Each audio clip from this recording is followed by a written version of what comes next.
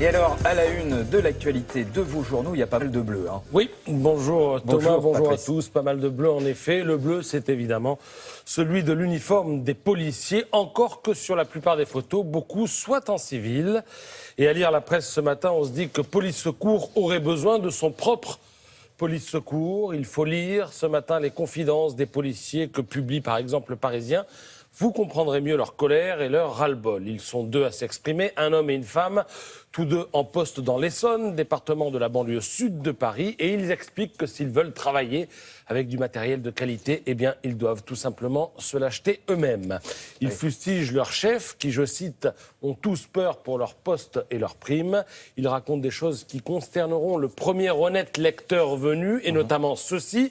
La semaine dernière, ils ont reçu l'ordre de laisser filer une voiture volée conduite par un homme cagoulé. On ne connaissait pas ses intentions, mais il n'a pas été inquiété, confient les policiers. Et personnellement, je ne vois pas pourquoi un homme en cagoule à bord d'une voiture volée pourrait avoir de mauvaises intentions. Avec un sac de bijoux, non, oui. Bien sûr, je vois pas. Il faut vraiment avoir l'esprit tordu pour imaginer ça. Alors sinon, je le dis à l'intention de la police, même si la nôtre n'est pas concernée, vous allez comprendre, il semble qu'il y ait un forcené à neutraliser d'urgence.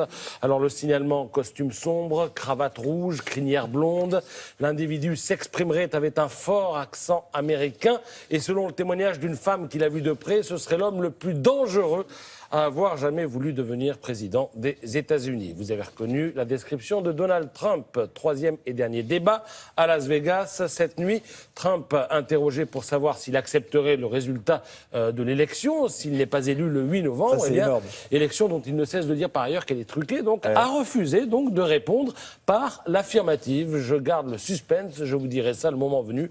A-t-il répondu? C'est terrifiant, a commenté Hillary Clinton. Voilà donc pour l'un des moments forts de ce débat, de nouveau marqué par la tension, une tension qui doit plus à l'attitude de Trump qu'à celle de sa partenaire. Et à ce propos, un petit schéma, vous allez voir, vaut mieux que 1000 discours. Ce schéma, eh bien, vous allez le trouver sur le site internet du Monde. En rouge, le volume. Rien, oui. En rouge, en fait, vous avez le volume d'interruption de Donald Trump quand son adversaire parle. Et en bleu, les interruptions d'Hillary Clinton pour le premier, le deuxième et le troisième débat. Et vous voyez que plus on a de débats, plus le rouge est important.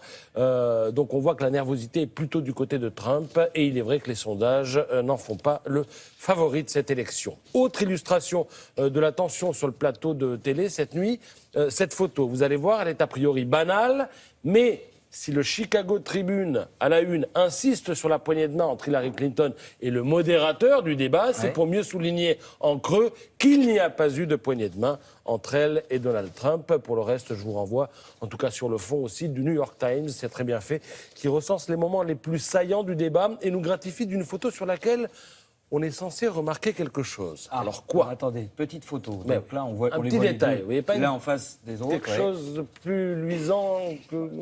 En fait, Une c'est la tache. tenue vestimentaire. Ouais. Comme souvent, on s'est beaucoup attardé sur la forme et les détails. Et ce qui fait parler ce matin, eh bien, figurez-vous, c'est ça. Le tailleur blanc cassé d'Hillary Clinton. Elle est célèbre pour ses tailleurs pantalons, mais là, elle a marqué un point. Quoique, on la félicite autant qu'on la moque, mais jamais rien de bien méchant. Alors, pendant qu'on parle de ça, on ne parle pas du fond des choses. Et la malice des internautes bien, s'est exprimée toute la nuit. On l'a comparée à Jodie Foster dans Elyséum. Ça, c'est la photo, la deuxième en partant de la gauche en bas. À nos bons amis. Voilà, il a été écrit que son style vestimentaire, elle le tenait de son grand-père dans Matrix, etc., etc. Et puis certains posent la question, mais qui porte le mieux la tenue blanche, Hillary ou les personnes que vous voyez là? Voilà, on en a encore pour quelques jours jusqu'au 8 novembre et après on pourra passer aux choses sérieuses. Suspense.